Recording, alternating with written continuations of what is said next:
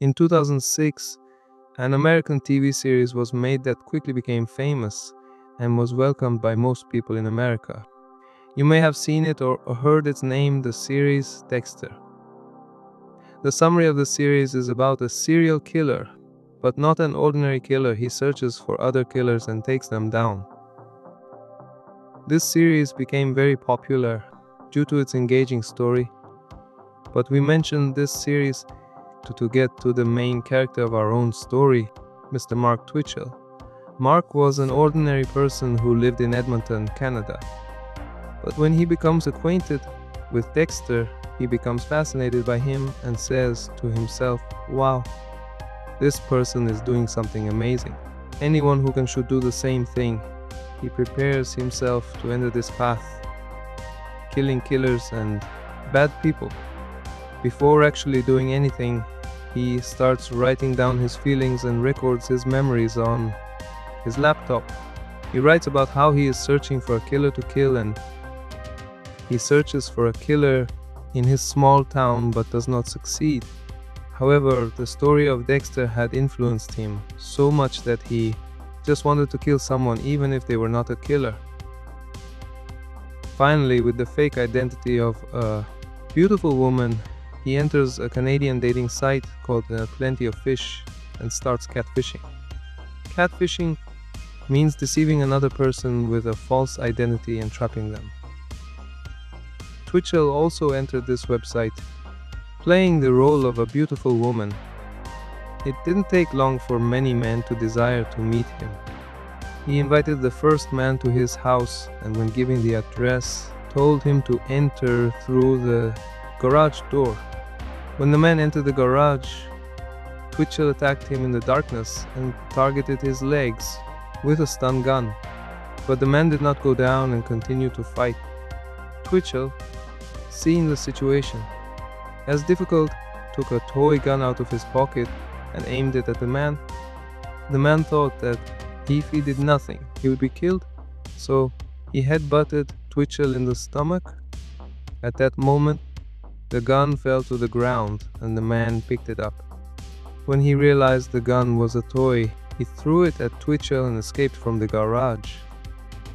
He never gave any news of himself and did not report to the police. Twitchell wrote this entire story as a memory in his laptop. Then he returned to the dating site again and looked for the next person. This time it was the turn of 38-year-old John Altinger. Twitchell invited him to his house. Altinger, due to distrust of these sites, before going to the meeting place, emailed his close friend and wrote, "I'm going to this address.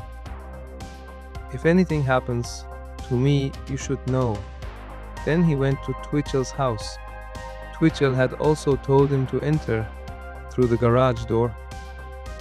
When John entered the garage, Twitchell this time did not allow a struggle with a heavy metal pipe, knocking him unconscious. Then with a kitchen knife, exactly like Dexter, he stabbed him in the heart and killed him in the same garage. To hide the body, Twitchell first tried to burn it in a barbecue, but he realized that he could not completely burn the body. So he brought the body back to the garage and, like Dexter, dismembered it and packaged it in black garbage bags. Dexter lived in Miami, which was near the ocean, and with his powerful motorboat, he would send the body bags into the depths of the ocean. But Twitchell did not have an ocean at his disposal. There was a lake, but there weren't enough facilities. So he took the bags to the other side of the city and threw them into a sewage well and closed its door.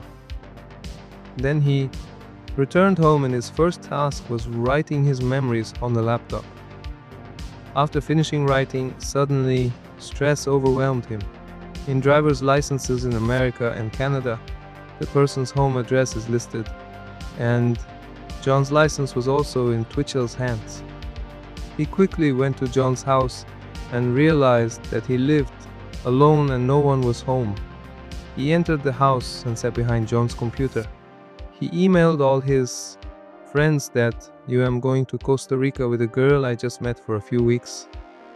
He also emailed John's workplace that no longer worked there. Then he went to John's Facebook account and changed the relationship status. But John's friends, who were mostly his coworkers, said to each other that John must have been hacked. They called him many times, but no one answered. Until finally they contacted the police. The police said maybe he really went to Costa Rica with that girl. If he doesn't return, we will look for him. But John's friends insisted that such a thing was unlike him and went to his apartment together. Everything seemed normal until they found John's passport and became more suspicious. Meanwhile, John's close friend remembered the email he had sent him before going and immediately shared the matter with the police and also gave the address. The police quickly went to that address and knocked on the door. Mark Twitchell opened the door. The police started questioning and Twitchell answered with great stress and trembling hands and feet. The police said, "Okay, if we have any other questions, we will contact you." But Mark Twitchell's big mistake was here.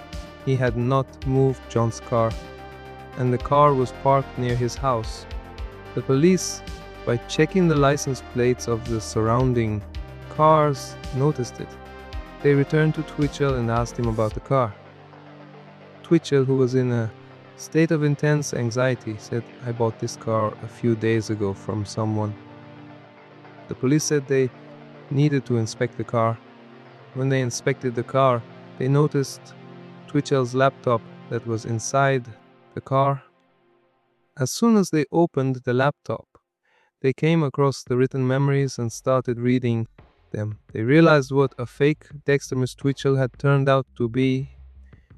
They arrested him. Twitchell had made the case easy for the police himself. He had written everything in the laptop, and the laptop was now in the hands of the police. There was no need for investigation or interrogation anymore. It didn't take long for the court to be formed, and Mark Twitchell was sentenced to life in prison for murder.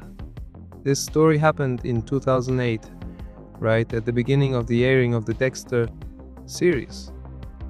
The first season of this series ended in 2013, but its new version has also been made recently. If you are interested in this genre, be sure to watch it, but it's better to start from the first season.